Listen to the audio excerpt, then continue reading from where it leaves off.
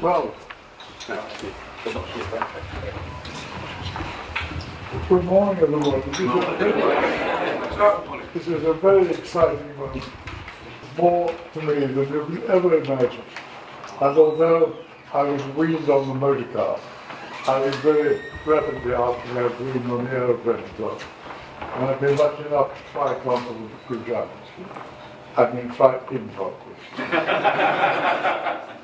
So what do you want us to do? Well, so, Your Royal Highness, thank you very much indeed for being here. As we all know, it's a very important day. It's the 50th anniversary of the first flight of our Concorde, an airplane of which we are very proud, and it's so important to the museum and the museum's current situation and its fortunes. And you've graciously agreed to unveil this wonderful painting. I've had the opportunity to look beforehand, so I know how good it is, along with Simon the artist. So Simon, if you'd be kind enough to step forward.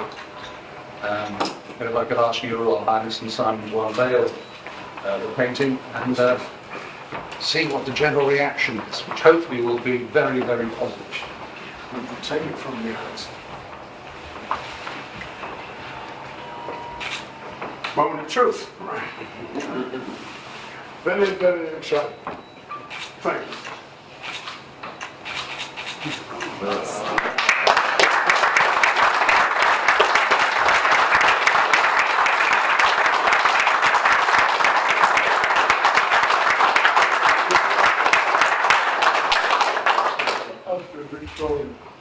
We've got all the bits of importance in the picture. Yes, sir. I must say this aircraft means a lot to all of us, but I actually flew in this aircraft in 1974 from Fairford, and they were trying to impress on a lot of different people what a Concorde was like. So they filled it with people. And one of the passengers was the bishop. And the bishop was looking very apprehensive before takeoff. But after a few minutes of being plied with British Airways' first champagne, things had changed. And the air hostess who was looking after me said, "Oh, Bishop, you look a great deal happier than you did before we took off." He said, "Yes. I no longer have to think of the text of my sermon next Sunday, because it was nearer my God to thee." Simon, can we invite you to present a little memento of the day? So, We have for you, sir. oh no, This is your own very special first edition. lovely. I've signed it. Thank you. Thank you very much. That's yours. This is a very, very great sight. So I can think already where I'm going to put it. I'm absolutely thrilled. Thank you very much. God bless you. Thank you, sir.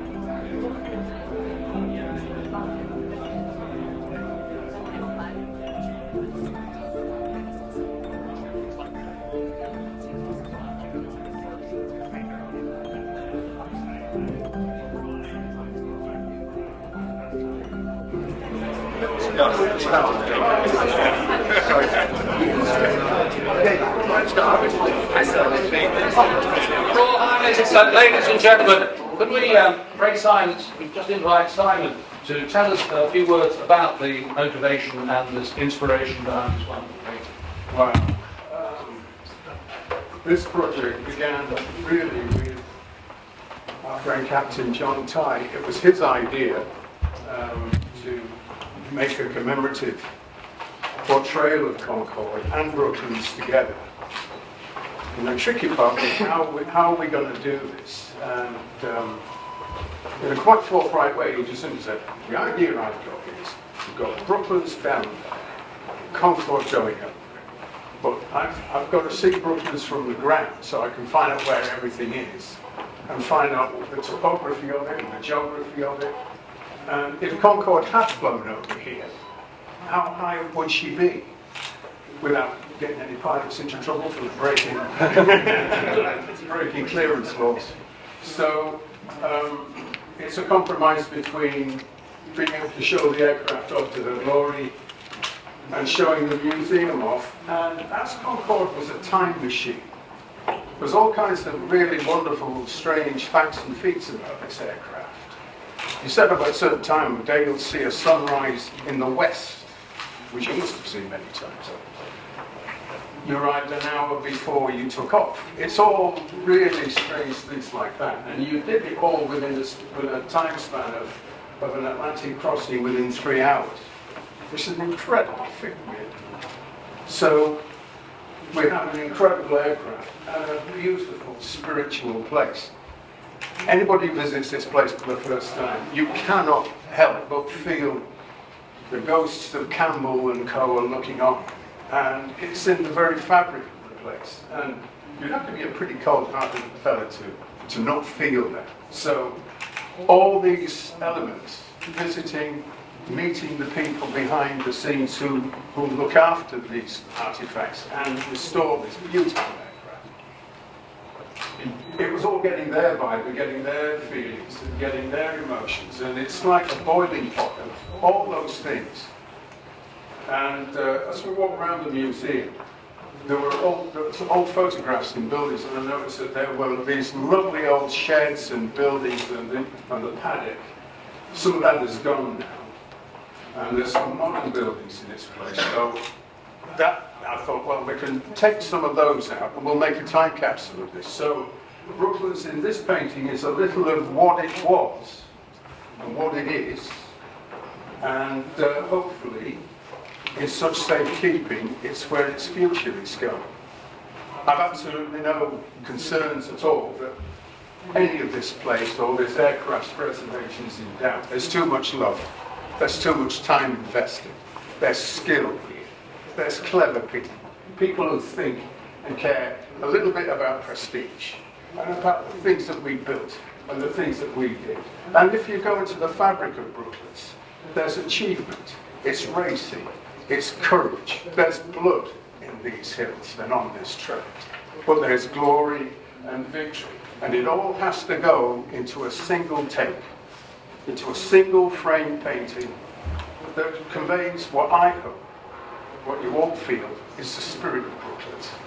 And it's with a great honour that I stand before you today with this completed piece, and I commend this painting, Speedbird Delta Golf G-BBDG Brooklands, commend it heartily to the museum and to you all. Thank you very much.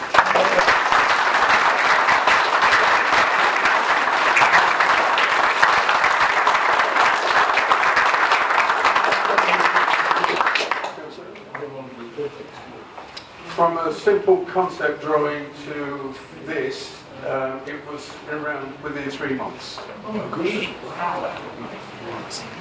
And it was going back and forth and researching and looking at buildings and shadow. Wonderful combination of what the aeroplane to achieve and included all the things that made it so much for people who live in Brooklands. Yes. And we even got a car. Yeah, that's the whale tip. It was a record-breaking car. I don't know what it is. Right, well.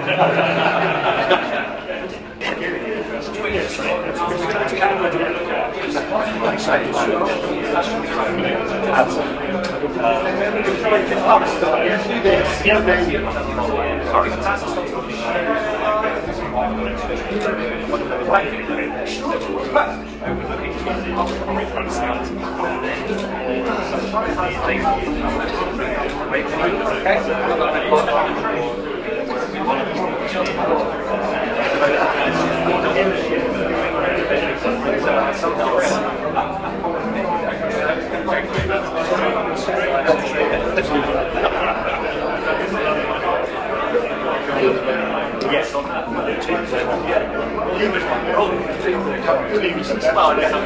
We took like